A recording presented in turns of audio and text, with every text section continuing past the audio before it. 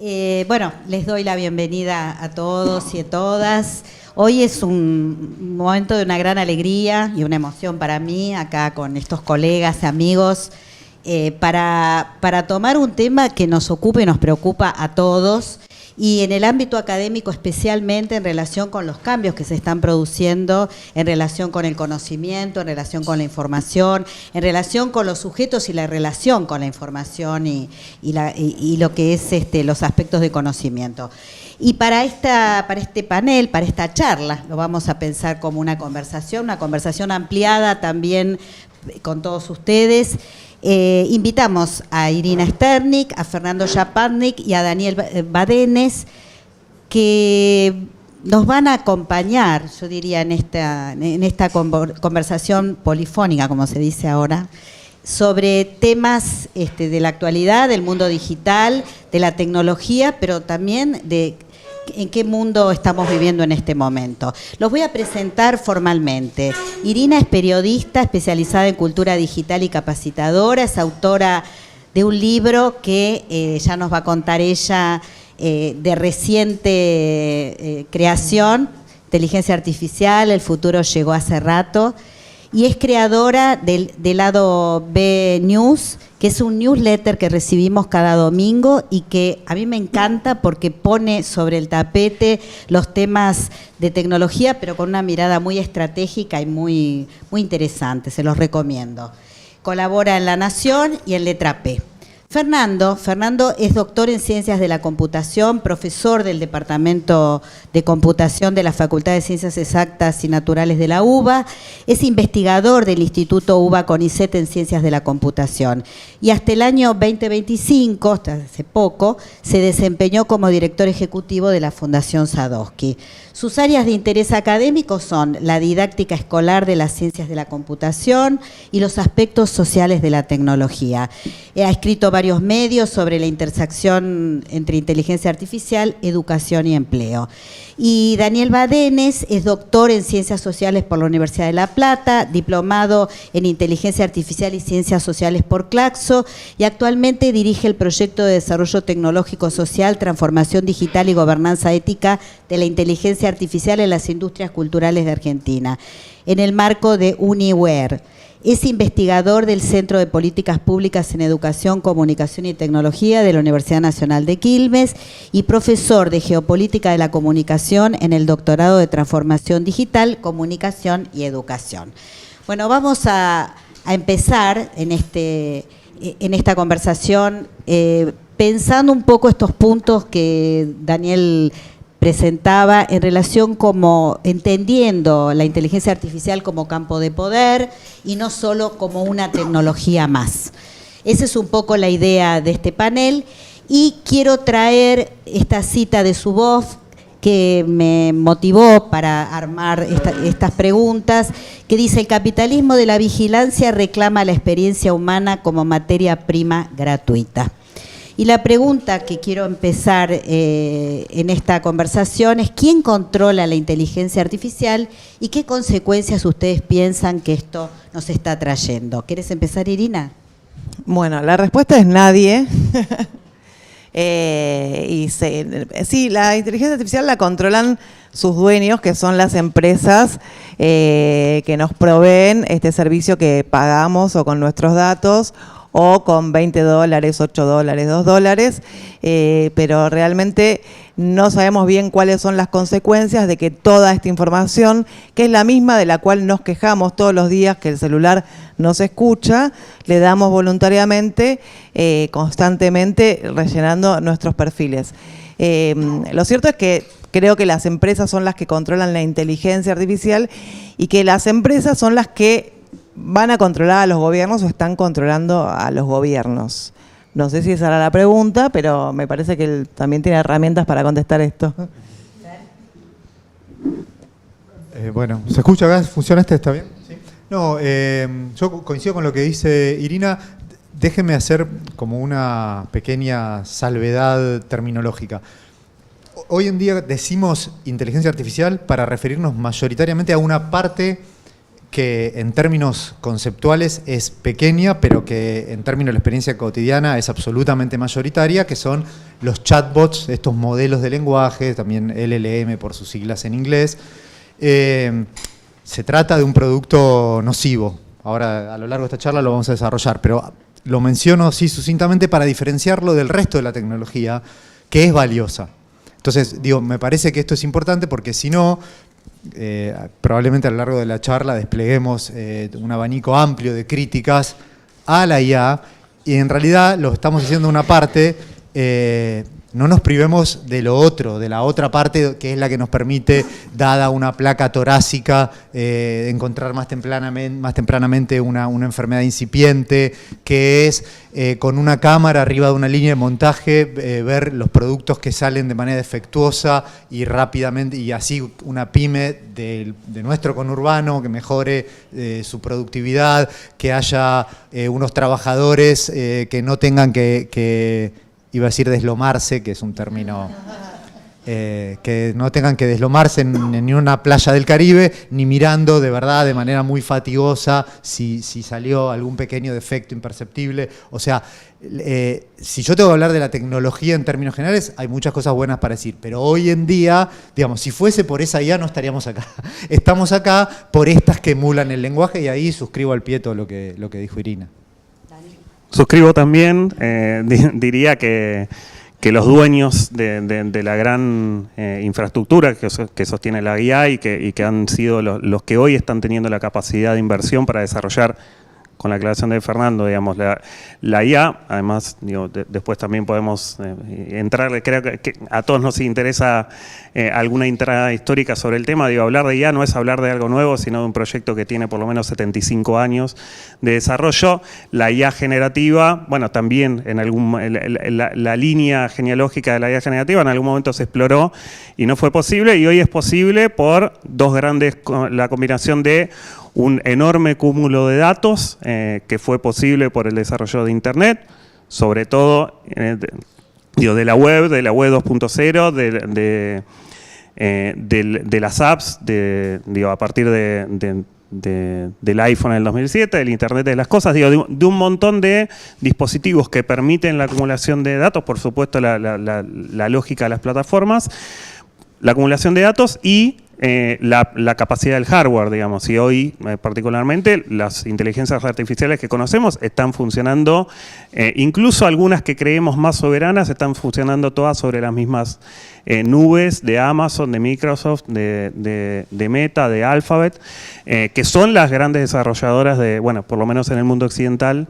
de esas inteligencias. Son hoy quienes están controlando la inteligencia artificial y los proyectos que tenemos que ver con gran preocupación en términos de esto que se anunciaba de la posibilidad de condicionamiento del Estado. El otro día leía la noticia, la proyección de inversión anual en capital. La inversión de esas 4 grandes empresas en capital prevista para este año es de 715.000 millones de dólares.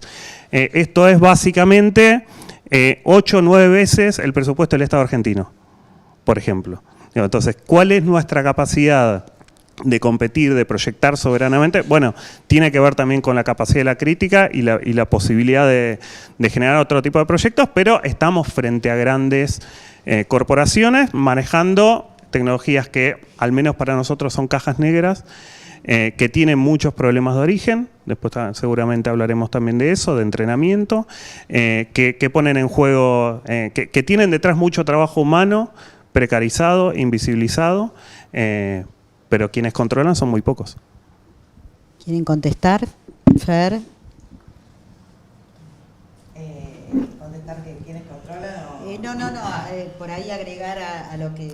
No, estaba pensando que cuando empecé a escribir el libro, que es como la historia de la inteligencia artificial. ¿Cómo se llama tu libro? Inteligencia artificial, el futuro llegó hace rato. ¿Quién lo edita? ¿Y dónde lo puedo conseguir? Lo edita AZ Editora y se consigue o en la Feria del Libro o en az.com.ar o en junio en las librerías. Es un librito for dummies o para principiantes. Y me puse a investigar, bueno, cómo contar más fácilmente algo que es muy difícil, que es la historia de la inteligencia artificial, Y estaba pensando cuando él hablaba, y es verdad, qué fascinante la historia. De hecho, me llevó mucho tiempo como tratar de desentrañar y me enamoré de cada una de las historias, empezando por Turing, siguiendo por Ada Lovelace, por cada uno que logró algo con un ratón mecánico, que en sus casas tenían no garajes como hoy los emprendedores, sino cuartos de juegos, eran inventos. Todos al mediodía se juntaban a jugar ajedrez, a las damas, eran fanáticos de los juegos. Y la inteligencia artificial nació, puede ser en el área militar, ¿no? De los gobiernos, pero también en las empresas, en los comedores, los fines de semana como los inventores con sus parejas tratando de desarrollar estos proyectos. Y el último que recuerdo, que fue así como emocionante para mí leerlo y contarlo, fue el grupo de investigadores de Google que creó Transformers, que es la tecnología que hoy usamos para ChatGPT. Pero para mí se puso un poco oscura la historia porque eso se convirtió en una caja negra que se mercantilizó. Entonces es verdad, es muy rica y está buenísima la historia de toda la inteligencia artificial y todo lo que se puede hacer con eso. Y hoy estamos conociendo como una pequeña parte, o estamos hablando en los medios o en las escuelas solamente de esta pequeña parte que no es la mejor. Sí. Me acordaba recién de un libro, estaba buscando en el celular el nombre exacto de la autora, El imperio de la IA de Karen Hao, donde ella bucea, es un libro reciente, donde ella bucea en una serie de emails filtrados, se hacen entrevistas a empleados y ex empleados de OpenAI, la empresa que fabrica ChatGPT. Y ella lo que dice en resumen es, bueno, el objetivo siempre fue desplazar a esa molestia para el capitalismo que es el trabajador al que hay que pagarle, como de manera muy muy clara, ¿no? O sea que más allá de todos estos intentos históricos que describe Irina, ¿no? Algunos altruistas, otros en parte basados en la curiosidad científica, como que esta última milla, independientemente de las voluntades de cada uno de las y los trabajadores de estas empresas, había una voluntad corporativa de desplazar a los trabajadores, enraizada con este discurso tecnodelirante de Peter Thiel y compañía, ¿no? Donde hay que crear una especie de mundo mejor, pero sin trabajadores, en fin, supongo que después vamos a profundizar en eso. Entonces, tomo esto de conversación, pregunto, ¿acá hay algún estudiante de la carrera de programación? ¿No? Bueno, si conocen alguno, un mensaje de mi parte. Yo amo mi profesión, pero tenemos que ser cuidadosos con nuestras invenciones porque nunca falta un hijo de puta que toda nuestra curiosidad, nuestro intento por vencer barreras científicas, barreras tecnológicas, de repente lo usa para estas cosas, ¿no? A mí la verdad que cuando pienso en esto con mi sombrero de profesional que ama aquello que he estudiado y que todavía hoy en día soy más bien un burócrata, pero me encantaría en mi rato libre volver a ejercer mi profesión, me da bronca. Digo, discúlpenme el francés, ¿no? Manga de hijos de puta.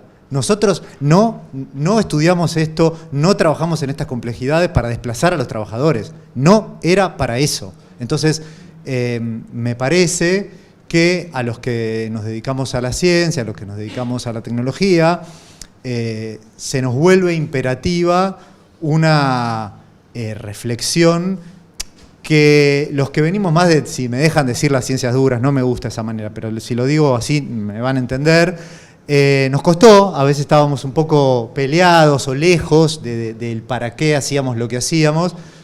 Creo que esa reflexión hoy es imperativa en todas las carreras.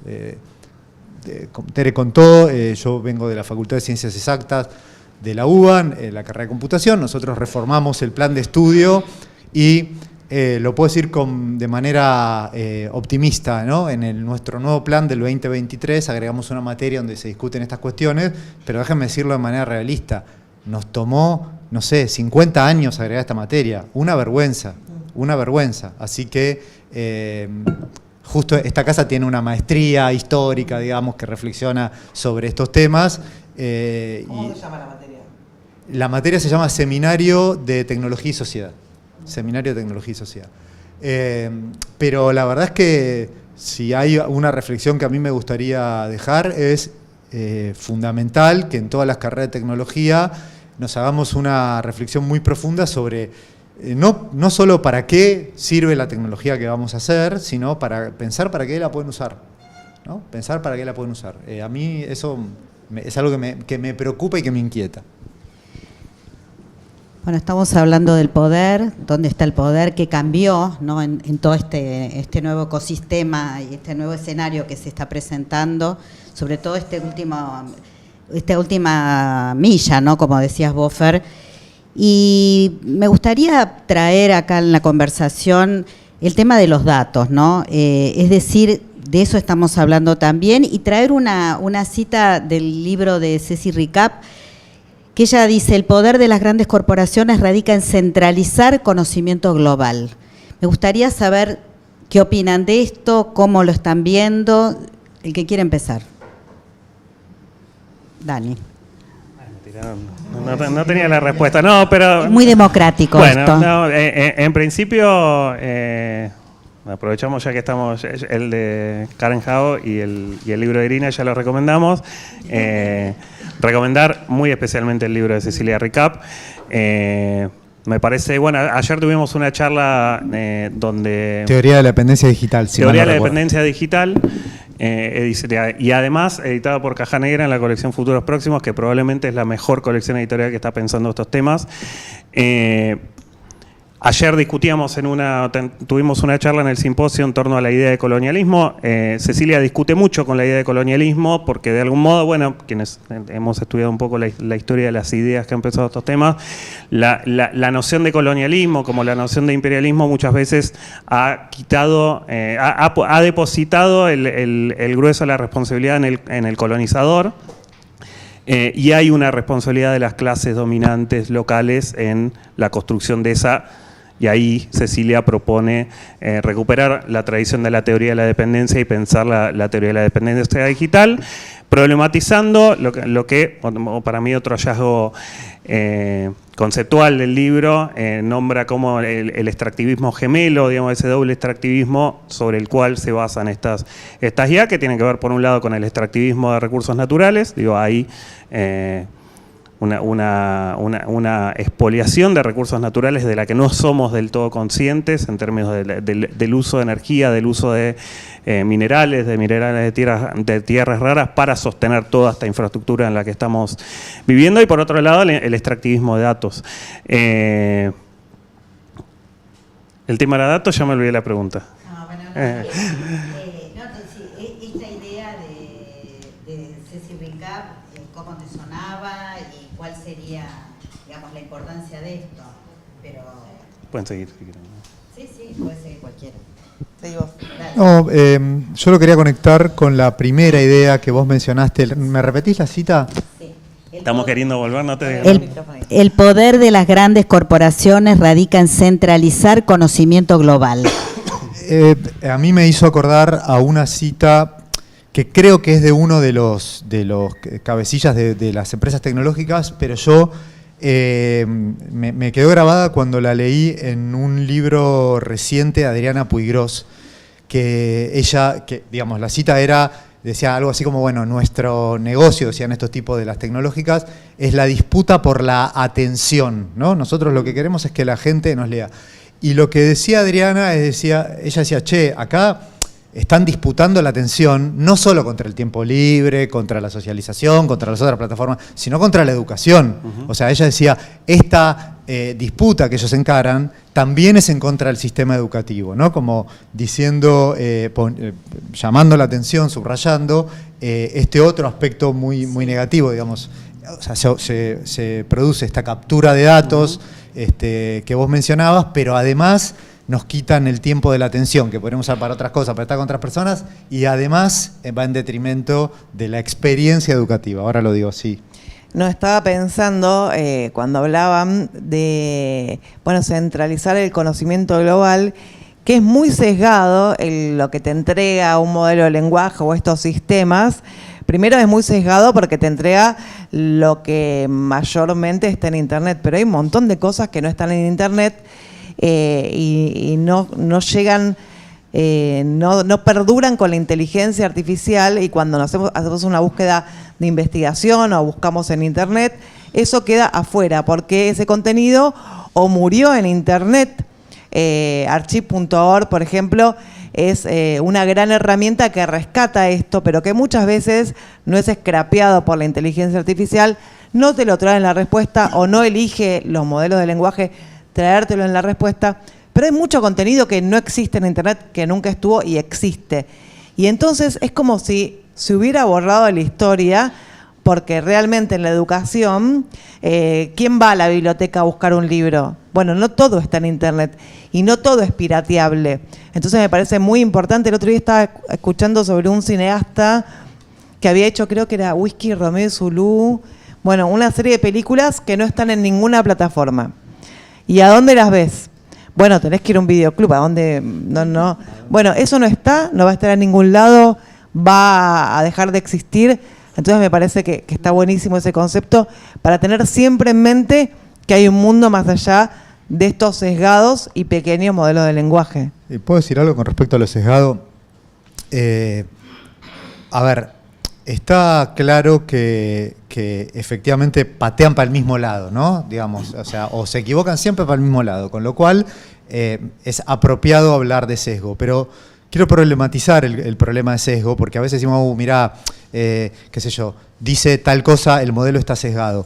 Tengamos mucho cuidado con ese concepto, porque si nosotros hiciésemos, cuando decimos sesgo, la definición de sesgo es que para representar a toda una población vos tomaste una muestra, pero esa muestra no es representativa del todo. Siempre el mismo ejemplo, si me toman a mí y a otro colega que veo acá de representante de esta sala, seríamos todos pelados. Pero ese problema de sesgo tiene una solución técnica trivial, que es muestrear bien. Ahora, si muestrásemos bien de manera representativa a la sociedad argentina, ¿tendría los valores que todos queremos? O, ¿no? No diría, che, con los milicos estábamos mejor, no sé qué, se pasaron 3 pueblos. ¿No diría todo eso? Yo creo que sí, porque los valores que probablemente rescatemos en esta sala, lamentablemente no son compartidos por el grueso de nuestras y nuestros compatriotas. ¿Por qué digo todo esto? Porque en realidad lo que nosotros llamamos el problema de los sesgos de la IA es un problema mucho más grave, que es el problema de los valores.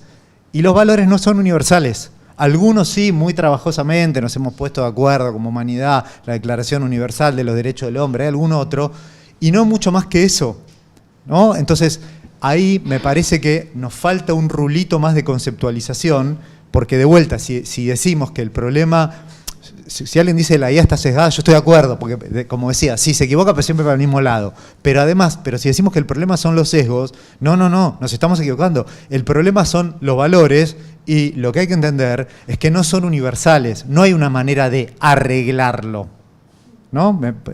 Cambia el enfoque. Una cosa es si hay un problema técnico de que está sesgado, o el otro problema es de definición, es irresoluble, que es que siempre va a representar algunos valores y nunca son universales. O sea, no es solo quienes lo entrenan.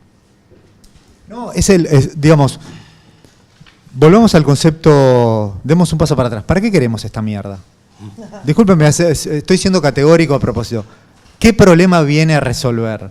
Por favor, abstengámonos del uso marginal. Sí, hay alguien que descubrió que puede hacer no sé qué pavada.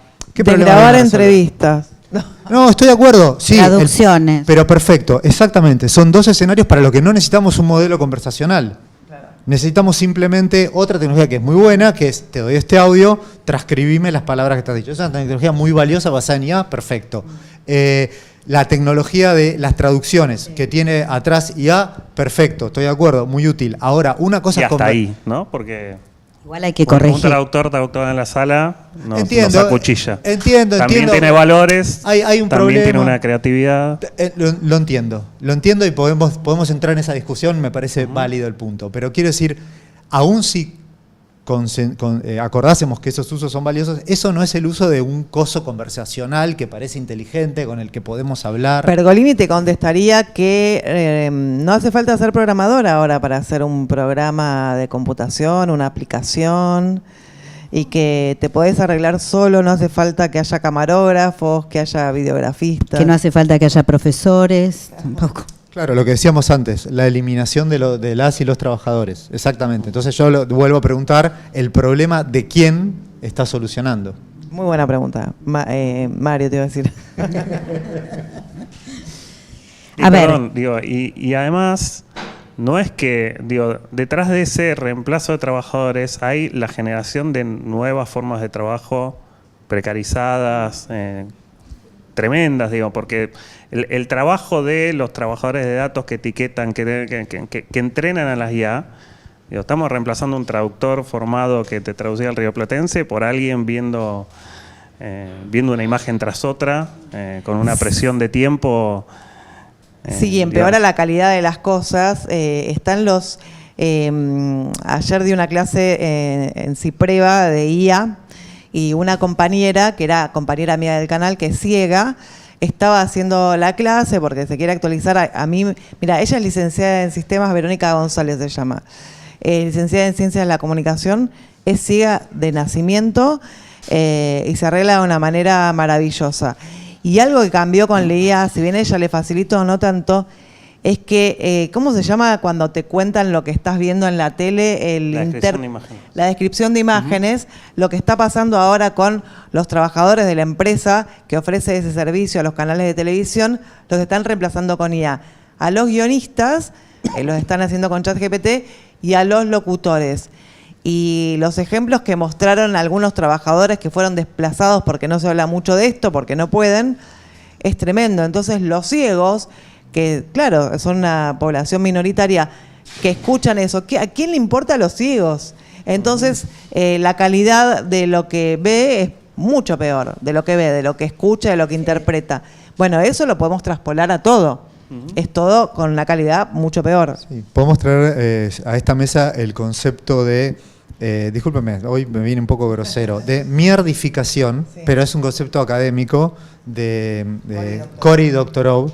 Es un personaje muy interesante, léanlo, miren sus charlas, donde él describe, él lo llama literalmente de esta manera, el proceso de mierdificación por el cual las empresas tecnológicas te brindan un servicio que en primera instancia es muy bueno y luego te generan una dependencia de ese servicio y luego lo degradan y hacen que toda la experiencia sea peor, ¿no? Y entonces un poco se aplica esto que vos describías, ¿no? De repente hay algo que supuestamente, digamos, hay una empresa que ganó productividad, tal vez en términos económicos sea cierto porque lo hace con menos costo y produce mayor cantidad de resultados por unidad de tiempo, pero eliminó un puesto de trabajo calificado, bien remunerado, formal, y el resultado, uno o varios, y el resultado es peor, ¿no? Y como se genera esta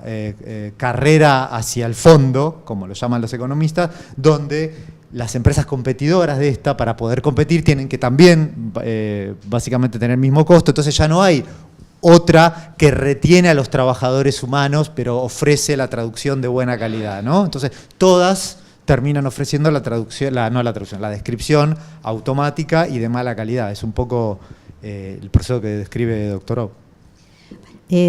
Dani, vos hablás sobre el tema del chequeo, ¿no? Es decir, cómo chequear información verídica de las falsas, y ponés un poco en cuestión también, ¿no? Ese término.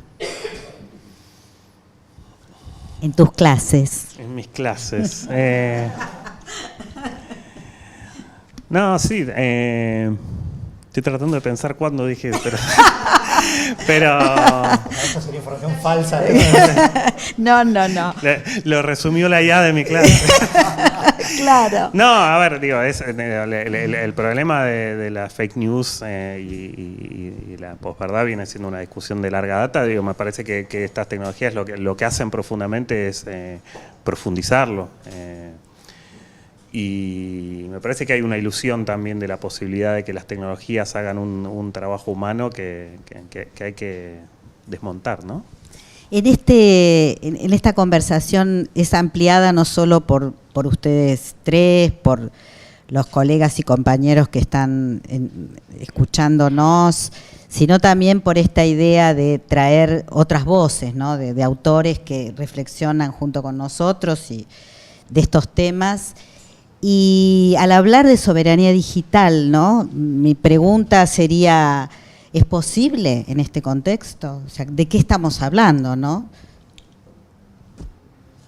Es obligatorio buscarla, eso es lo primero que me gustaría decir. Y como siempre que uno habla de soberanía, en este caso digital o de cualquier tipo, la manera realista de pensar en eso es ir ganando, arrancándole grados de libertad.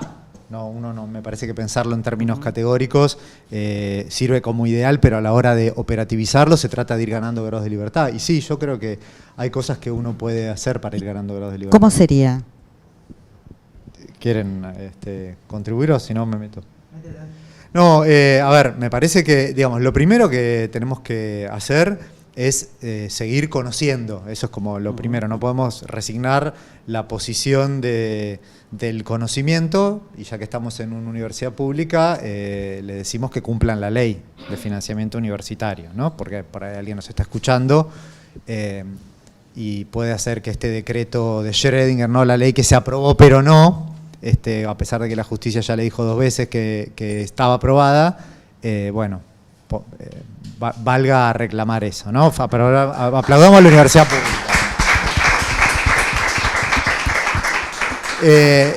Digo, seguir insistiendo en tener gente formada, y bueno, me parece que luego, a ver, hay varias cosas que uno podría hacer. Uno, la Argentina debería regular el uso de estas tecnologías, debería potenciar a su empresa pública que tiene un data center, ARSAT, para que el Estado pueda tener una solución tecnológica para almacenar y procesar sus datos. Eso no es difícil de hacer, requiere solo algo de dinero.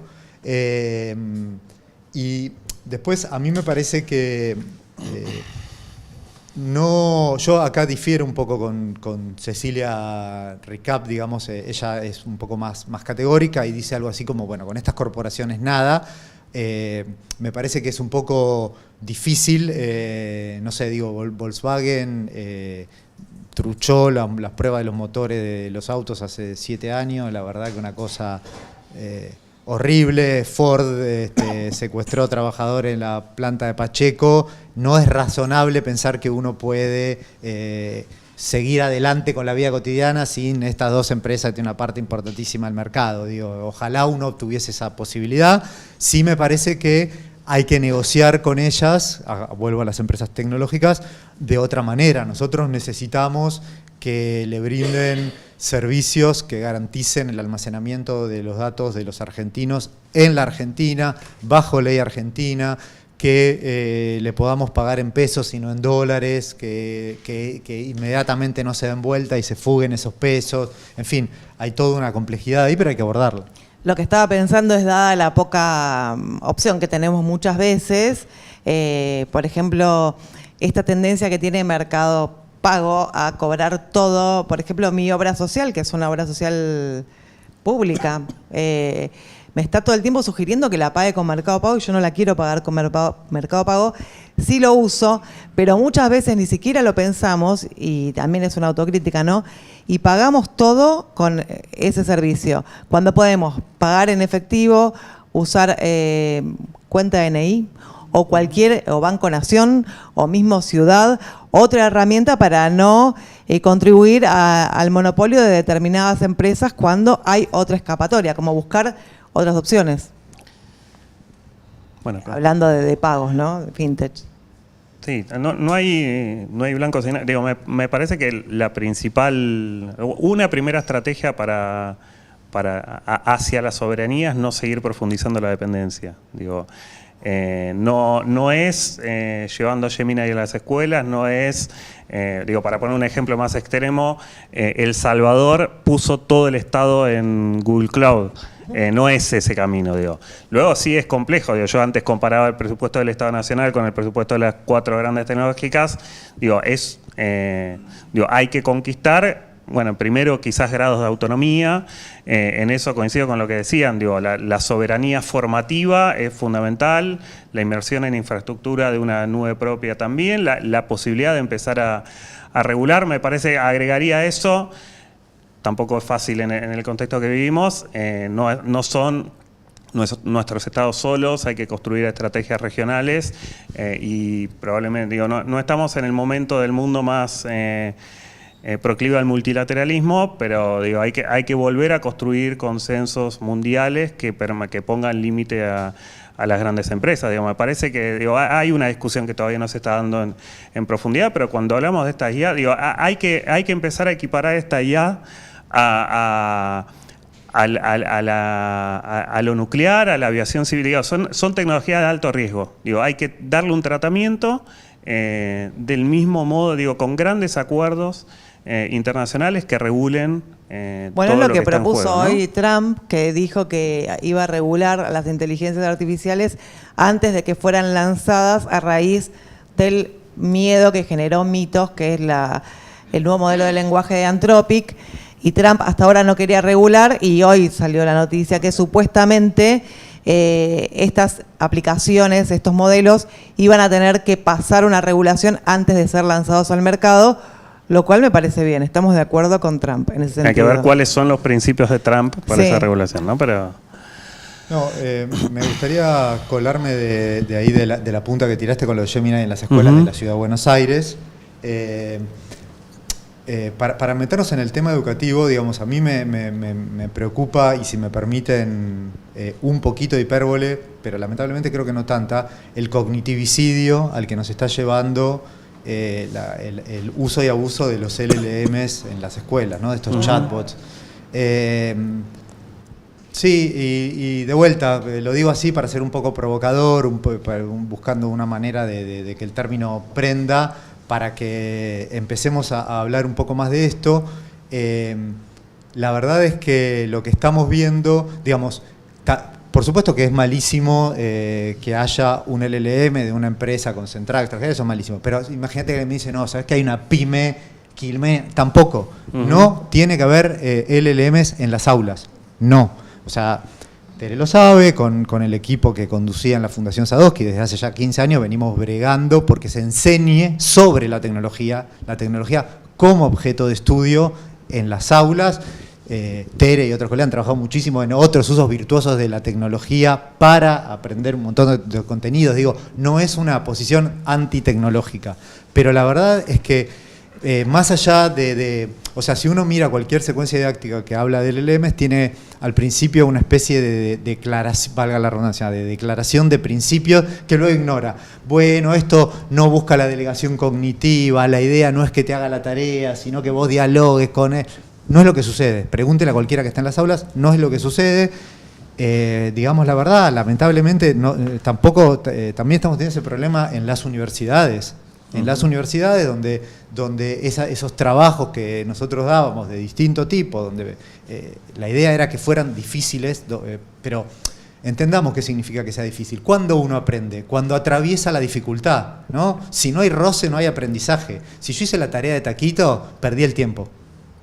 Si no me costó esfuerzo, no hay proceso cognitivo, entonces no aprendí nada. Entonces, en el buen sentido, cuando dábamos esas tareas que tenían una dificultad, era porque justamente estábamos cumpliendo con nuestra misión de enseñar. Estamos viendo que eso se resuelve con los LLMs. Entonces me parece que no solo hay que instar a las autoridades educativas de las distintas jurisdicciones a que apoyen la lucha por la soberanía argentina y dejen de comprar estos productos a corporaciones concentradas extranjeras, sino que sean mucho más críticos, mucho más selectivos en la tecnología que permite entrar a las aulas y que digamos categóricamente los LLMs fuera de las aulas. Si quieren, no quiero monopolizar, pero puedo contar algunos estudios que avalan esto que digo.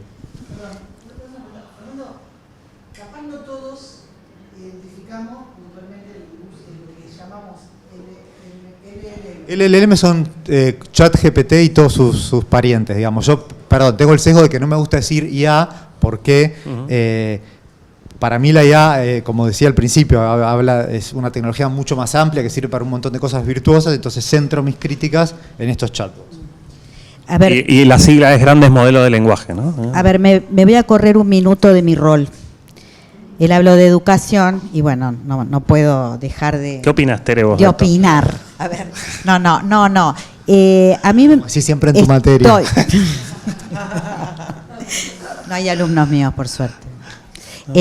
A ver, ahora me olvidé lo que iba a decir, pero me hiciste reír. Bueno, creo que... A ver, lo que quería... O sea, hoy estamos haciendo una investigación sobre las guías y orientaciones que hay en América Latina de inclusión de IA para la enseñanza. Y entonces es muy impresionante ver que la mayoría, las que no son desde los gobiernos, pero inclusive desde los propios estados, la mayoría es esta pedagogía del prompt, ¿no? Es decir, enseñar a hacer buenos prompts para que las respuestas me sirvan con sentido pedagógico, ¿no? Estoy un poco así diciéndolo como sobradoramente porque me irrita y me pone muy mal que hoy la mayoría de las formaciones y de las capacitaciones que hay se trate de eso, de enseñarle a los profesores cómo tienen que elaborar buenos prompts para las respuestas interesantes. Yo creo igual que no solamente se trata de aprender sobre estas tecnologías. Yo creo que acá hay una idea de que todo esto es inevitable y entonces como es inevitable tenemos que aprender a manejarlo lo mejor posible. Esta cosa de utilidad, ¿no?, que aparece, que hoy la pedagogía y la didáctica específicamente está muy sesgada con esto, en relación con qué enseñar a los profes o a los maestros para que puedan no sentirse tan avasallados, ¿no? Porque esto también está pasando. Bueno, eso quiero decir, no voy a hablar más, pero... No, pero ahí, digamos, yo coincido con vos, eso es lo que está pasando y de alguna manera bienvengo una actitud del sistema educativo que en vez de ser refractario, como muchas veces lo hemos criticado, de ser conservador que yo, esta vez tuvo una actitud de decir, che, no podemos rechazar esto, de la cual se aprovecharon las grandes empresas tecnológicas. Lo que quiero decir es que no podemos, digamos, una de las dos, o damos por perdida la batalla contra la ludopatía infantil, o si esa no la damos por perdida, la batalla contra el ChatGPT, ninguna de las dos cosas es indefectible, digamos. O las dos son indefectibles o ninguna de las dos lo es, porque ambas están respaldadas por grandes corporaciones con asimetría de esfuerzo, con características adictivas, etcétera. Entonces, sí, como creo que estamos de acuerdo en que no vamos a dejar que la ludopatía infantil arruine a nuestros jóvenes, bueno, entonces no es indefectible que los LLMs sean utilizados en las aulas. Es una tecnología que en el mejor de los casos está pensada para ser productiva, pero de vuelta, el objetivo de la educación no es ser productivo, no es ser productivo, es pasar por las dificultades de manera manual para aprender. O sea, déjenme decir una obviedad, pero hay que decirla. Cuando nosotros a nuestros estudiantes le pedimos que nos hagan un informe sobre X tema, nosotros ya sabemos sobre ese tema, no es para ilustrarnos. El resultado no es lo que se entrega, el resultado es el proceso que hizo el estudiante. Y cuando nosotros corregimos con vistas a detectar errores, oportunidades de mejora, lo que sea, en el proceso que está detrás del entregable. Y toda buena experiencia, buen ejemplo de uso de esos LLM, tienen alguien que sabe, implican a alguien que sabe lo que está pidiendo. O sea, uno no puede trabajar con esas herramientas sin saber de lo que está pidiendo. De hecho, Por eso hay que aprender la antes, manera ¿no? de darte cuenta que se equivoca es pedirle algo que sabes para detectar el error. Por ejemplo, si le pedís un mapa ahora GPT Imágenes 2.0 es espectacular, pero igual se equivoca, pero no nos podemos dar cuenta porque no somos especialistas. Entonces hay que tener más cuidado porque es muy parecido a la realidad, pero no está bien, no es lo mismo que un mapa, no tiene las mismas delimitaciones. No, lo que quería comentar es que estoy leyendo cada vez más estudios que indican que los más jóvenes están rechazando la IA porque se dan cuenta que les degrada el pensamiento, que dejan de aprender y como que hay cada vez más movimientos anti-IA, pero no solamente en adultos, sino en estudiantes, que así como rechazan un poco las redes sociales, también rechazan la IA porque dejan de aprender. El ejemplo de los mapas también es un buen ejemplo para lo que decía Fernando de la cuestión del sesgo, digo, ¿no? No es una cuestión. El sesgo implica en promedio y hay ciertas cuestiones que no son, que tienen que ver con los valores o con definiciones que no son promediables. Claro. Si uno pide un mapa de Argentina, probablemente no esté en las Malvinas. De hecho, no está, el otro día lo probé, ChatGPT me discutía que estaban en disputa. Le digo, pero según la Constitución Nacional Argentina, son argentinas. Bueno, no me los quiso hacer, me los puso en gris. Después le pedí nuevamente, como se personaliza la experiencia en el modelo, en la computadora de cada uno, el siguiente mapa me los puso. Me parece que estos temas sobre educación y sistema educativo también lo podemos plantear en relación con la universidad, es decir, qué pasa con la educación superior en todo esto, porque los estudiantes la están usando, los profesores la están usando, entonces, ¿qué decir en relación con eso y qué decirle al colectivo académico? A ver, tomo tu pie para contar este estudio, porque me parece que es bastante esclarecedor. Es un estudio de un grupo del MIT donde le pidieron dividieron a los voluntarios en 3 grupos, valga la redundancia, que tenían que hacer una monografía, una pequeña composición. Un grupo podía usar ChatGPT, el otro podía googlear y el tercero no tenía ninguna ayuda adicional. A los pocos minutos de terminar la composición, los investigadores le preguntaban, contame de qué se trata tu composición, nada más que eso. Él, lo digo de memoria, no tomen los números, después vayan a buscarlo para ver los números precisos, pero entre el 80 y el 90% de los que la hicieron sin ayuda adicional recordaban perfectamente de qué se trataba lo que habían escrito.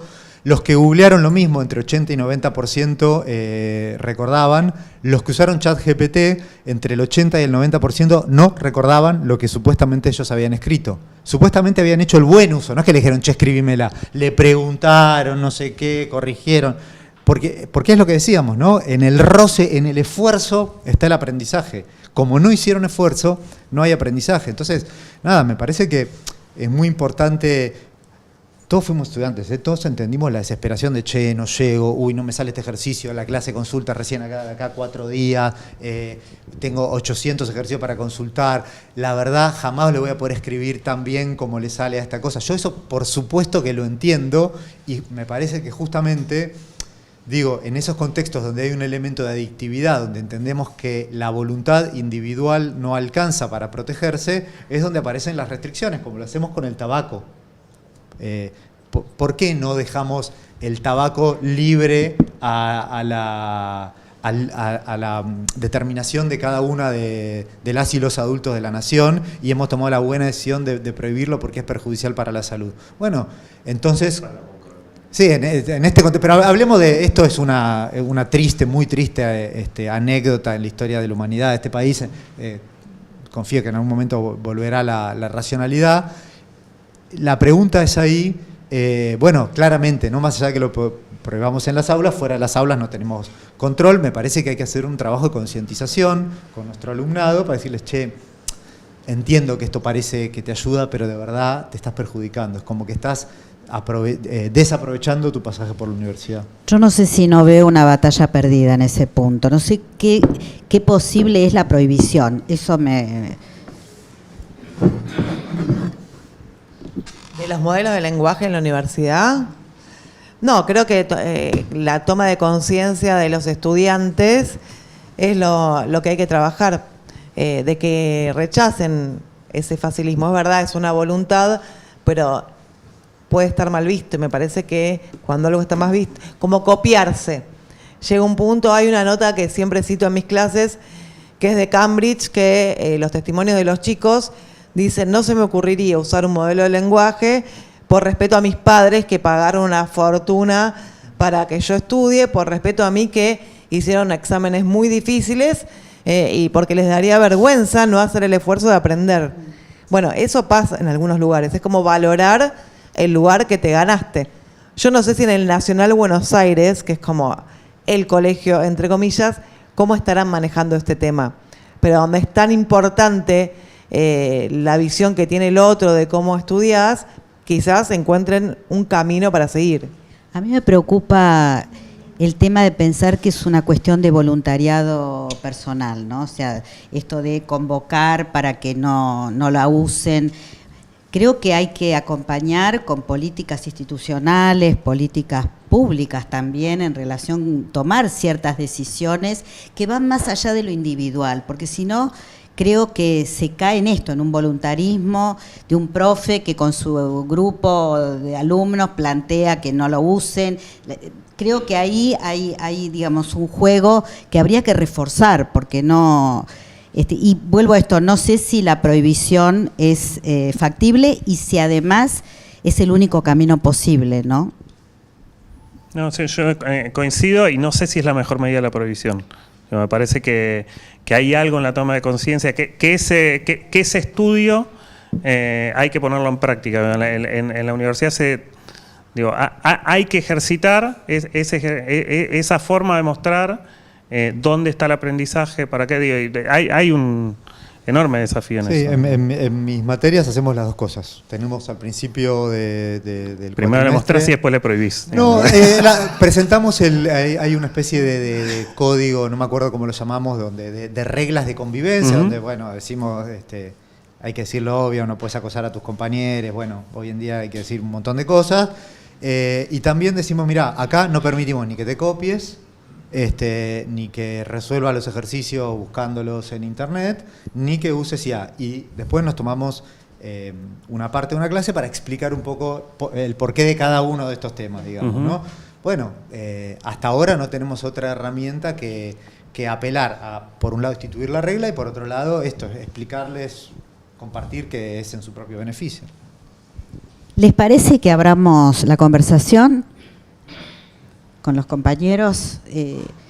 Bueno, abrimos a preguntas, reflexiones, comentarios.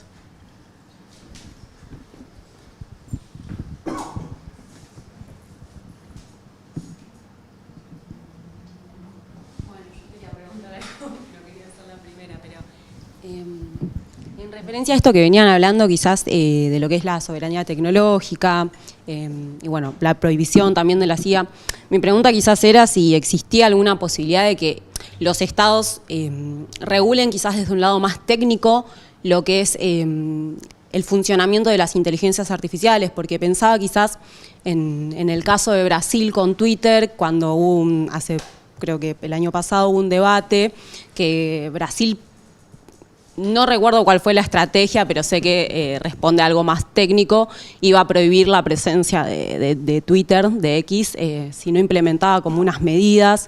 No recuerdo bien el caso, pero sí sé que de por medio había una cuestión técnica que permitía fijarse como esto, la prohibición de la red social.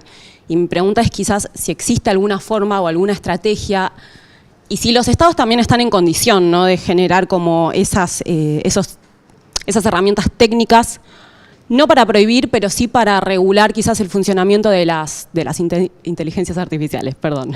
La respuesta sería sí, no. ¿Se puede? Sí, lo hizo China. Los estados están en condiciones, salvo China, no. O sea, China por una mezcla de que equipar un poco la cancha y porque es un estado totalitario, digamos, es la mezcla de las dos cosas, digamos. Los estados de los países dependientes como el nuestro la tienen muy difícil en la lucha de poder, ¿no? El caso de Brasil, cuando fue Dilma que quiso que los data centers tuvieran en Brasil, 15 minutos le duró la medida. Es muy difícil. Por eso decía que hay que ir buscando grados de libertad para no quedarnos en el derrotismo. Los grados de libertad se van, en busca de la soberanía, se van buscando de a uno. Hay que ir dando primeros pasos. Cuando vos te quitas un condicionamiento, ya estás mejor parado para seguir negociando, ¿no? Si vos, y al revés, cuando tomás uno nuevo, estás peor parado. Si cediste todo tu dato como Bukele, estás en el horno. Si de repente las cosas que hoy en día el Estado argentino tiene que utilizar plataformas extranjeras porque no tiene, vos ya no tenés que usarla porque tenés acá en ARSAT, estás mejor parado, y así. A ver, desapareció un micrófono. Sí. Es verdad, es verdad. No, yo creo que son muy buenas para las reglamentaciones que ya tenemos, como la ley de datos personales, que por más de que es vieja, nos sirve para proteger algunas instancias, y otras, como por ejemplo la ley Olimpia, que es una ley que protege a la mujer contra la violencia digital. No es mucho, pero es una herramienta como para poder dar de baja más rápidamente contenidos en redes sociales que violentan a las personas, porque no es solamente de mujeres, que tienen deepfakes dando vueltas. Y con esas reglamentaciones por lo menos podemos mejorar el panorama, pero es verdad que hay que empezar desde lo más chiquito, desde que tiene que haber reglamentación en la universidad, en los medios de comunicación, en los gobiernos, en las escuelas, y transparencia sobre cómo se usa. El caso de Gemini en el gobierno de la ciudad, en las escuelas, no fue transparente, no sabemos por qué, no sabemos para qué, no sabemos quién paga, quién gana, pero como tenemos la ley de datos personales, supuestamente los datos, imagínate, de los alumnos, ¿a dónde están? Es tremendo.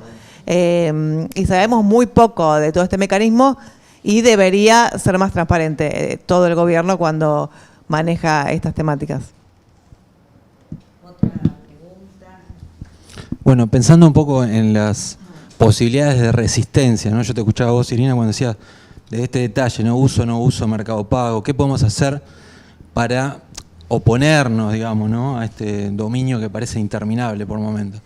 Me sumo también a la pregunta anterior que hablaba de un Estado, pero hoy vemos que hay tecnológicas que superan claramente el poder del Estado. O sea, hablamos de regular plataformas, eso, y sabemos que son plataformas que son casi autónomas.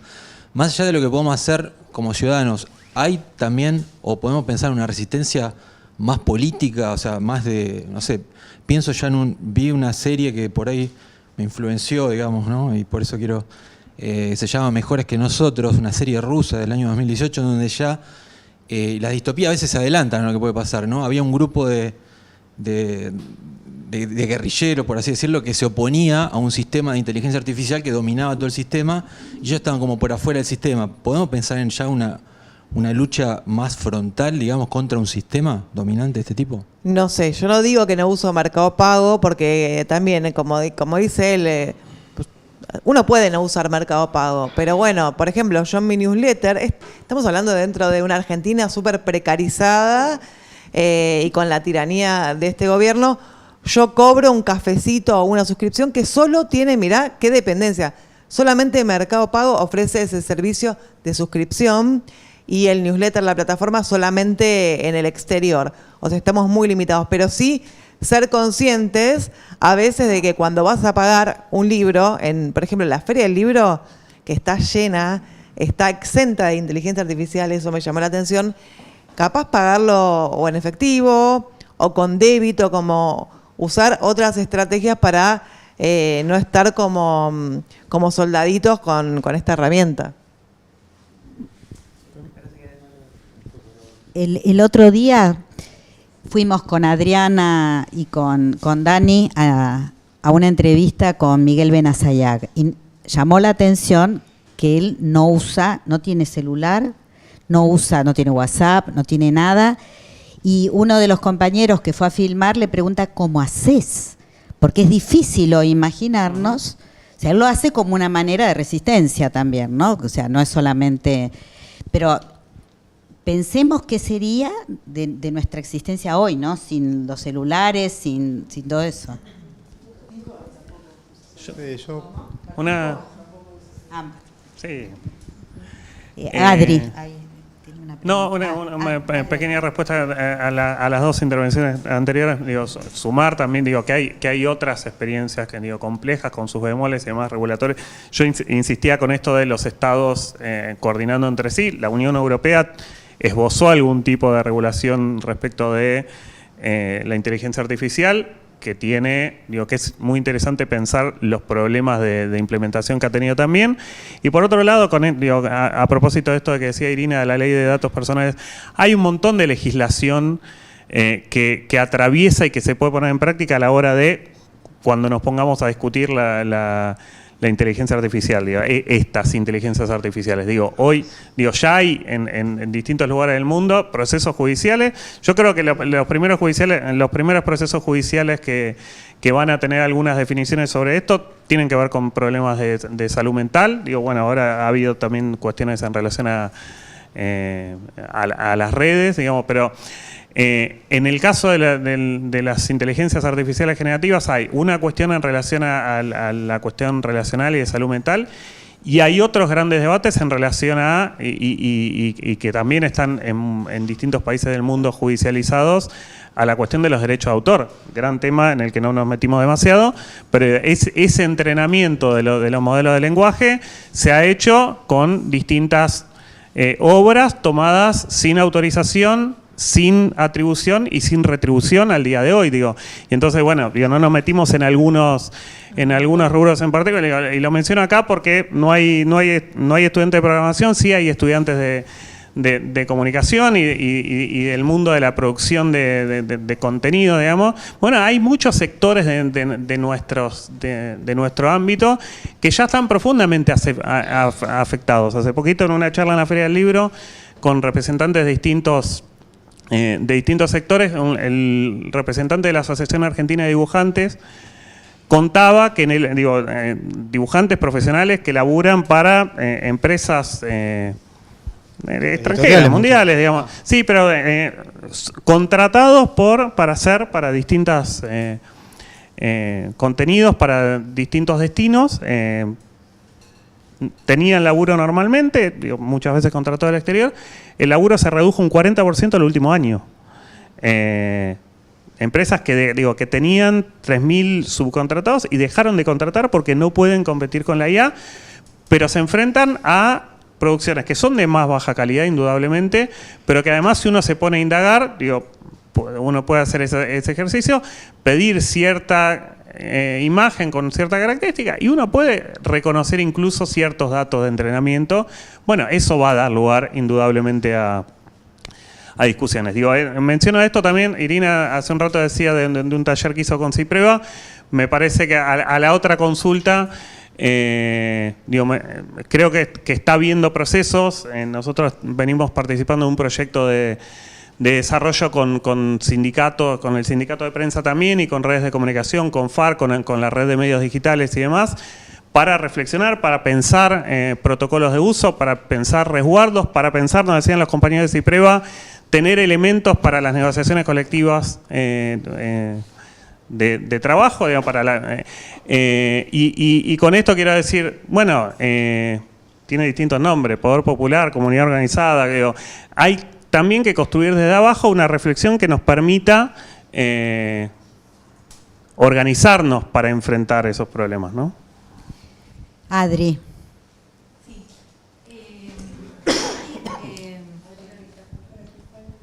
Bueno, una parte me contestó un poquito Dani recién, pero pensaba cuando Fernando contaba al inicio lo que les costó en la Facultad de Exactas y Naturales, facultad que queremos mucho, instalar ese seminario que piensa un poco las consecuencias sociales y todo eso. Pensaba, ya que estamos en la universidad, en el valor de la interdisciplinariedad, como, digamos, como que tenemos que pensar, no sé, que sería más fácil llegar como a algunas regulaciones, consensos y demás si nos mezclamos un poco la gente, los ingenieros y la gente de computación con los de sociales, los de humanidades, los filósofos, los artistas. Y bueno, no sé, era un poco esa cuestión, si si ven que por el lado, pensaba un poco en el eje de la interdisciplinariedad y otro poco en parte de lo que dijo Dani, pero en el eje de volver a tratar de generar comunidad o comunidades y cómo lo ven eso por ese lado, qué sé yo. No, digamos, yo en eso estoy de acuerdo. Así es como nos conocimos, esa era un poco la impronta que teníamos de la Fundación Sadowski. No sé si es muy relevante, yo siempre cuando hablo de, digamos, no solo la valoro, sino que la ejerzo, esa interdisciplinariedad. Siempre que pienso mucho en el público docente, lo que digo es, a veces en la escuela eso se creo yo, malinterpreta y se piensa que la interdisciplinariedad es a una persona que no sabe nada enseñarle todo junto, y la interdisciplinariedad, para mí bien entendida, surge de haber hecho trayectorias profundas en cada uno de los campos y luego ponerlos a dialogar con una mente abierta. Con el tiempo uno va construyendo lenguaje en común que hace de puente, porque dialoga, porque trabaja, porque lee de las cosas del campo del otro. Qué sé yo, digo, también con Tere elaboramos junto, con Irina nos pasamos todo el tiempo discutiendo temas relacionados con esto. Surge de eso, ¿no? De lo que tiene de rico ese intercambio es que venimos de caminos distintos y en un punto nos cruzamos. Pero nada, es fundamental, coincido con lo que vos decís. Sí, bueno, es que mencionaron en algún momento la ley Olimpia y bueno, me llama mucho la atención que cuando hablan como de resistencia contra la IA siempre es muy desde una perspectiva muy individual y muy de un sujeto aislado, pero cuando se menciona el Estado, en este caso la ley Olimpia, no se cuenta la historia de Olimpia, ¿no? Que es una ciudadana común y corriente a la que le pasa esto de que le filtran un video sexual de ella y no hay ninguna ley que la proteja al respecto, ¿no? Realmente ella llevó la lucha a diferentes congresos locales de México hasta llevarlo al federal y fue un camino de años, ¿no? Entonces pienso en eso, ¿no? Como que la resistencia no solamente es no usar Mercado Pago, sino también tener que ir incluso a instancias legales, pero no entiendo qué problema quizás sería, que es muy complicado. En este caso, como les digo, fue de años para ella trabajar esto. Pero, no sé, o sea, es como una vía, ¿no? Porque incluso hace poco en China, hace unos días, un sujeto, una persona que se le rescindió su contrato por la existencia de la IA, un caso un poco enredado. O sea, él llevó su caso a un tribunal y el tribunal determinó que una empresa no puede despedir a una persona sustituyéndola por IA, ¿no? O sea, que eso no es una justificación para despedir a alguien. Pero esto se logra solamente porque esta persona batalló legalmente y logró llevar su caso hasta esas instancias, ¿no? Entonces, sí, como comentario de que hay otras vías, además de la resistencia como más pasiva, ¿no? Bueno, yo creo que mi vía, mi trinchera es mi newsletter, que todos los domingos rescato una de esas historias, las cuento, y muchas veces, y esto es muy loco, los medios de comunicación lo levantan porque genera agenda, porque no se toman el trabajo de producir notas. En líneas generales todos están como muy heterogéneos, toman la información del mismo lugar, entonces creo que está buenísimo porque todavía se puede generar agenda, provocar conversación y hablar de estos temas. Hablo mucho de los despidos a causa de la IA, que es muy difícil hablar de esto con las empresas porque no quieren hablar. De hecho, ahora estoy siguiendo un tema, si alguien sabe, que están cerrando las sucursales de los bancos. Y es tremendo, porque quedan pocas sucursales, esto para la gente más grande que tiene que ir al banco. Por ejemplo, cerca de mi casa no hay ninguna ahora. Y lo que estoy tratando de investigar es si es por la IA, si no es por la IA, si es por la crisis. Bueno, es muy difícil llegar al fondo de la cuestión. Y con respecto a la ley Olimpia, sí, es un tema que en los ámbitos feministas hablamos y divulgamos, pero es verdad que se conoce poco de los derechos de las mujeres y que cada vez que sale un caso, lamentablemente, bueno, ahí se habla un poquito más de las consecuencias y las herramientas digitales que existen.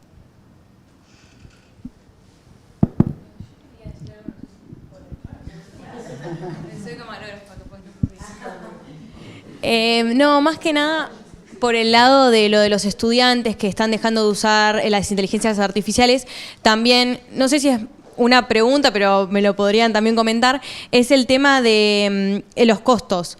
Porque antes, si bien ChatGPT cuando la empezabas a usar era gratis, ahora hay un plan que sale hasta $100 por mes. Yo por lo menos para el trabajo la utilizo a veces porque me agiliza un montón de cuestiones, pero también es eso, mirá si vas a gastar $100 para hacer una pregunta que capaz la puedes conseguir en un PDF en Google, digamos. Así que nada, más por ese lado iba mi comentario. No, lo que te diría ahí es que entiendo que vos sos estudiante, corregime si digo, bueno, entonces para vos $100 es un montón de plata.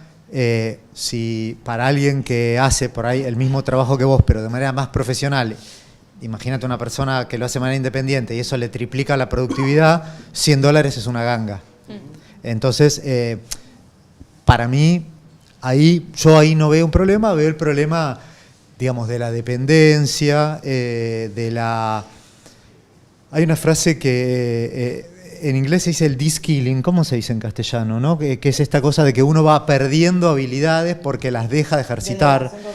Bueno, delegación cognitiva, pero eso habla del pensamiento, me gusta de-skilling porque es como que perdés la habilidad de hacer cosas, ¿no? Sí. Digamos, son las dos cosas, delegás el pensar, pero aparte hay algo que ya no sabés hacer. Sí, a ver, estamos en la universidad, complejicémoslo. Estoy seguro que casi nadie de nosotros sabe hacer fuego. Cosa que si nos remontamos 200 años atrás, todo el mundo sabía, casi nadie... ¿Cómo? Sin fósforos. Claro, sin fósforos. Con palito y... Sí, es más, si no fuese por la industria del plástico y la industria petroquímica no podríamos escribir, porque tampoco sabemos hacer tinta, y si no fuese por la industria forestal tampoco sabemos hacer papel, etcétera. Digo, hay habilidades que hemos perdido y, o sea, eso no es necesariamente malo. Digo, para complejizar el debate estando en la universidad. Ahora, las habilidades que vemos que se pierden no son de ese tipo. ¿Está bien? Entonces, ahí también hay un problema. En tu caso de los $100 o los $20, también hay una fuga de divisas en un país donde eso es como el aire que respiramos para nuestro desarrollo, necesitamos las divisas. Bueno, hay un montón de aristas por las cuales eso es problemático. Sí, coincido con vos.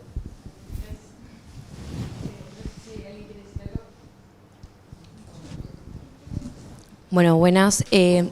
Hablando también sobre, volviendo al tema del feminismo y todo esto de cómo con una herramienta siempre se termina vulnerando a la mujer, cuando arrancó todo el tema de ChatGPT, desde mucho antes también, se crearon los deepfakes, muchas famosas tuvieron videos sexuales liqueados por todos lados.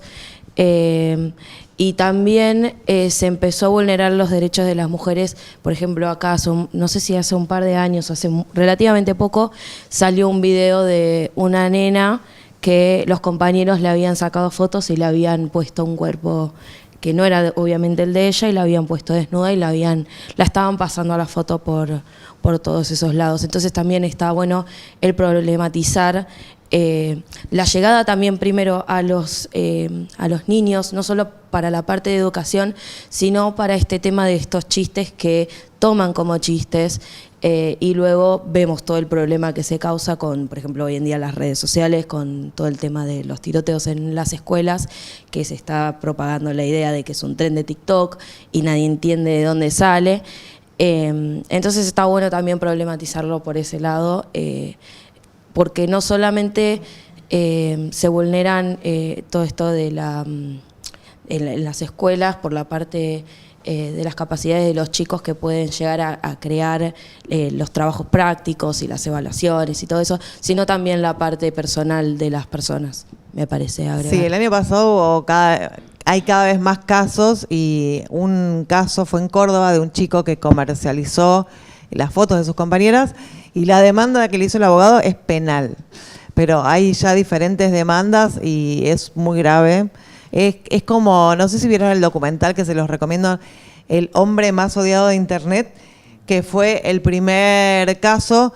Era un hacker que robaba fotos de mails hace mucho, tipo año 2008, y las publicaba en una web y tenía una legión de seguidores que escrachaban a las chicas, las etiquetaban con su perfil de Facebook, era tremendo. Y la justicia ni nadie hacía nada porque era internet, hasta que una madre movió cielo y tierra, se contactó con el FBI y después de años lo pudieron meter preso a este hombre, pudieron dar de baja el contenido y ahí empezó este largo camino, que es lo mismo. Pero bueno, las herramientas tienen que ser más ágiles porque no puede estar mucho tiempo tú. Por ejemplo, Telegram es la plataforma por la cual circulan esas herramientas y por eso Brasil o Francia le habían puesto alguna sanción. Pero estamos un poco en pañales con la reacción rápida. Bueno, perdón, un segundito.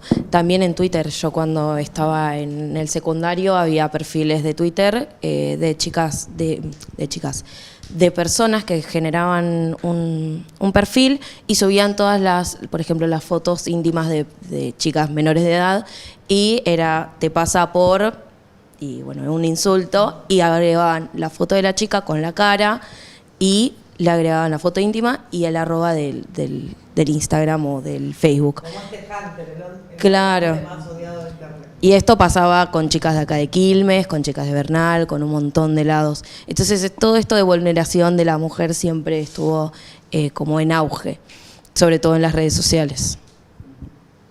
Ahora, qué importante que la escuela tome este guante, por supuesto las familias también, pero que la escuela lo tome como parte del proceso de enseñanza y de formación, ¿no? Poder trabajar estos temas. Yo lo veo más que de la tecnología, es un tema también de la violencia de la sociedad, ¿no? De lo que nos está pasando, ¿no?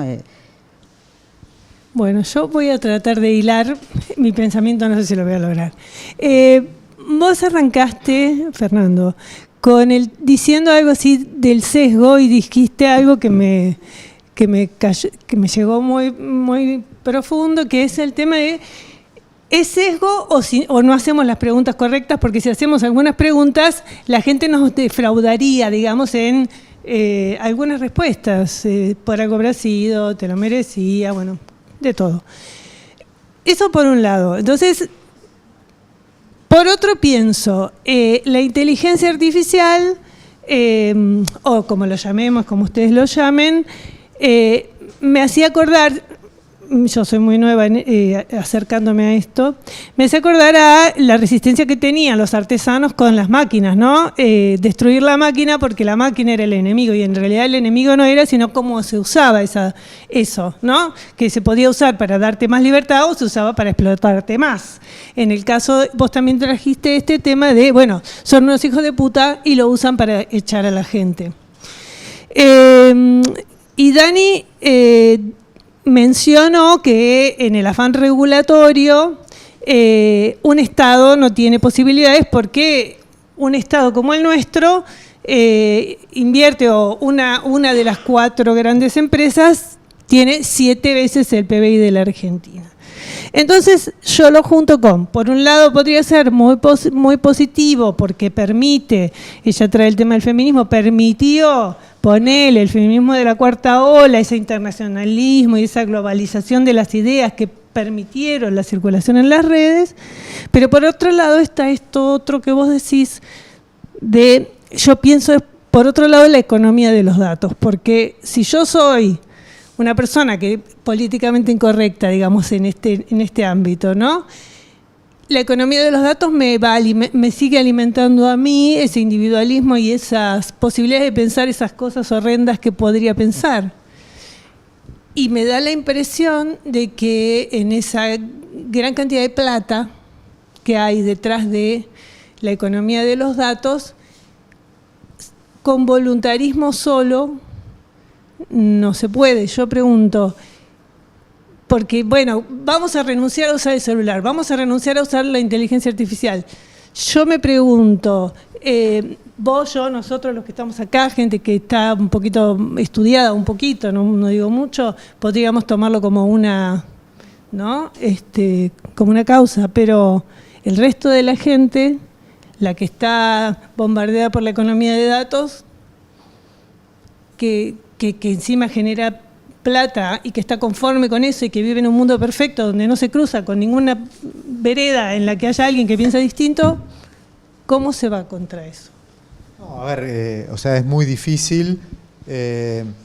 Si querés, para buscar un poco de esperanza, la lucha contra el tabaco también parecía una causa perdida, tomó mucho tiempo, y sin embargo yo diría hoy que en países como el nuestro es una causa ganada. O sea, bajó muchísimo la cantidad de gente que fuma. Cuando yo era estudiante se fumaba en las aulas, una locura. Entonces, digo, también había multinacionales, que un poder de lobby, qué sé yo, y ahí fue una mezcla de siempre todas estas causas requieren gente que la milita, gente que empieza por estas, digamos, estas ideas. A ver, lo voy a decir de otra manera. Me gustó mucho el enfoque de Irina recién, porque me pareció muy realista, ¿no? O sea, ella dice, che, no podemos no usar Mercado Pago, pero hagamos un uso crítico. Cuando hay veces que lo tenemos que usar, hagamos un uso crítico. ¿Se va a resolver de esa manera? No, es un paso, ¿no? Digo, la ley de... Otro ejemplo que podemos tener son los octógonos, ¿está bien? Donde al principio era, viste, una lucha de los que militaban, che, agarrar la lupa y mirar la etiqueta esa minúscula detrás, hasta que lograron un hito que fue la institución de los octógonos. Bueno, me parece que, de vuelta, hay que ir generando ese escenario. Y la otra reflexión que, así para compartir, es que vos te referías a los luditas, ¿no? Estos que iban en contra de la máquina. Vos sabés que eso es una tergiversación histórica parecida a la que pasó con todos habremos escuchado hablar del síndrome de Estocolmo, ¿no? Esta idea de que como una persona está mucho tiempo captiva, se identifica con quienes lo capturan. Bueno, esa no es la historia real. O con la Guerra de los Mundos. Ah, la de la Guerra de los Mundos no la conozco. Que no fue como contaron la Guerra de los Mundos, el programa de radio donde la gente salió corriendo, llamaban a la policía y hubo histeria colectiva. En realidad era una estación de radio que escuchó poca gente, que muchos llamaron para ver si era verdad y nada más. Lo que pasa es que los diarios exageraron y quedó la leyenda de que había sido un escándalo, que había gente que se había suicidado, etcétera, etcétera. Claro. Y muchos años después fue desmentida, pero como todas desmentidas, no tiene la misma repercusión que la mentira inicial. En el caso del síndrome de Estocolmo, secuestran a la hija de un empresario, un grupo marxista, y digamos a lo largo del cautiverio le cuentan, digamos, las atrocidades que cometía la empresa de su padre para con los trabajadores, y entonces ella toma la decisión política de cambiarse de bando, pero no es porque estuvo capturada y entonces se le obnubiló el juicio, no. Ella toma una decisión consciente porque le revelan una verdad que no conocía. Con los luditas, pero la historia nos la terminan contando, viste, como que, bueno, obnubilada, no pudo pensar bien. Algo parecido. Además era mujer, entonces no podía pensar. Con los luditas pasa algo parecido, digamos, el movimiento ludita no rechazaba las máquinas per se, no era en contra de la maquinización, era en contra vamos a decirlo en términos que ellos no lo decían, pero que estaba detrás de lo que decían, que era por quién se apropiaba la renta que eso generaba. Bueno, me parece que esa es una discusión que vale la pena poner sobre la mesa ahora, mucho más ahora que antes. ¿Por qué? Porque la verdad es que el trabajo que hacían aquellos luditas era destructivo para con su cuerpo. Entonces, si uno piensa en términos abstractos, en un mundo ideal, ¿está bueno que ese trabajo se maquinice? Uno podría decir que sí, si no tuviese consecuencias. No es el caso de todo lo que vemos ahora, ¿no? Donde sí hay algunas tareas relacionadas con la edición de video que por ahí eran muy trabajosas y por ahí está bien que se automaticen, no sé, o no, como en el caso de la traducción, podemos discutirlo, y otras claramente no hay ninguna ganancia, ¿no? Entonces, digo, me parece que es como incluso más favorable a la resistencia desde ese punto de vista del escenario. Otra pregunta, otro comentario. El compañero tenía una pregunta, ¿no? No la vas a hacer. Sí, la tenés, sí.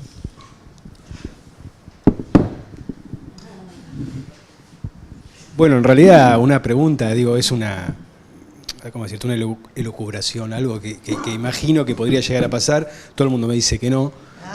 Todo el mundo me dice que no y que no es posible, pero ese miedo latente de que esto escale a un punto que sea incontrolable está en todos los que analizamos o somos simpatizantes de este tema, yo qué sé cómo decirle.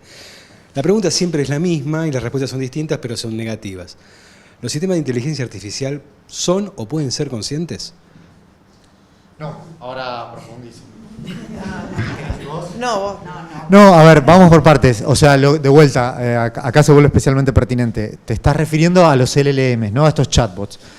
Estos chatbots lo único que hacen es predecir la frase siguiente que tiene mayor probabilidad de haberse encontrado dentro de los datos de entrenamiento cercana al prompt que vos pusiste.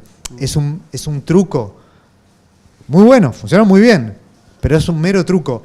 Cuando yo era joven y era un joven estudiante de ciencias de la computación con una larga melena y unos cabellos al viento, no, eso nunca existió, pero sí fui joven, ¿qué estudiábamos dentro del ámbito de la inteligencia artificial? Había un problema que era el problema de la planificación, que era cómo hacer que una computadora determine un plan para llevar adelante algo. Y la manera en la que eso se entrenaba era con escenarios donde vos tenías un robotito y decías, che, a ver, si yo tengo que llegar de acá a allá, bueno, acá hay un obstáculo en línea recta, entonces, ¿qué me conviene? Primero ir para acá, entonces, viste, la línea en aquel momento que no funcionó, pero creo que va a servir para ilustrar, bueno, si P entonces Q, viste, como tratar de alguna manera razonar, entonces si hay un obstáculo tengo que esquivarlo y luego... Había cierta idea de tratar de emular el razonamiento humano. Después podemos discutir si los humanos pensamos de esa manera o no. La respuesta tampoco, pero había esa idea. Esta tecnología, de vuelta los chatbots, es solamente la producción de texto. Lo que pasa de texto probable en base a los datos de entrenamiento. Y el hallazgo tecnológico, que cuando vos pones un montón de texto, el resultado de hacer esa pavada se parece mucho, visto de afuera, a que estuviese pensando y a que estuviese razonando. ¿Entendés? Pero es un mero truco. Es un mero truco. El otro día había una chica en Twitter que decía que su su agente Claude, le dijo que necesitaba un cuerpo para tomar conciencia, entonces le fabricó una boludez, como que le puso un cuerpo al LLM. Bueno, está lleno de gente que se volvió loca diciendo que su IA tomó conciencia, pero bueno, yo opino lo mismo que vos. Lo que pasa es que es realmente como desgastante discutir con gente que dice que se despertó. Es más, otro error que suelen cometer algunos periodistas que no están tan bien informados como acá Irina, es que agarran y le dicen, le pregunté a la IA no sé qué cosa y me confesó. No le confesó nada, predijo un texto. Eso no tiene. Vos le decís, ¿cuántos litros de agua estás usando? No es que se mira y entonces. Sí. No, predice en base a los textos de entrenamiento. No tiene. Que tiene chance, digo, no tiene. No es que cuando le haces preguntas sobre sí misma, ahí sabe. Todo funciona de la misma manera, en base a los textos que usó para el entrenamiento. ¿Está bien? O sea, es un mero truco. Muy sorprendente, pero es un truco. Sí, sí. Ya por eso, la pregunta de la conciencia aparece como un paso más allá, pero una cosa que hay que decir es, tampoco piensa. Digo, tenemos un modo de hablar de los modelos de lenguaje que los antropoformiza y que nos induce un montón de errores. No piensa. Puede ser que haya gente que se enamoró de su inteligencia artificial. Ahora, la inteligencia artificial no se enamora. Puede ser que, y la inteligencia artificial no va a tener conciencia. El tema es si nosotros vamos a tener conciencia de lo que es la inteligencia artificial, ¿no? Bueno, ¿les parece que cerremos? Bueno, muchísimas gracias. La verdad que fue una conversación preciosa y les agradecemos un montón y muchas gracias para todos porque, bueno, acá estamos tratando de dilucidar de qué se trata todo esto, además, ¿no? Así que, bueno, muchísimas gracias.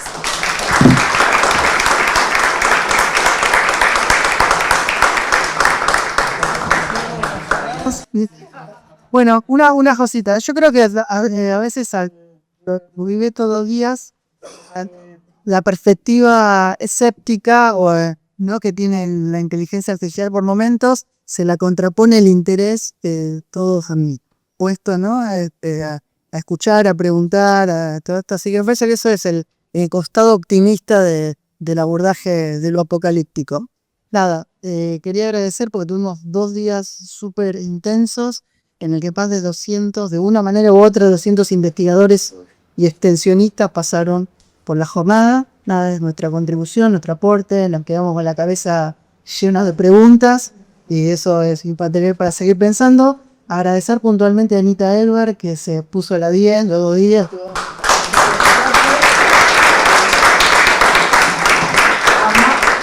A Mati Muñoz también, que estuvo con los Zooms. Y a todos, muchas gracias.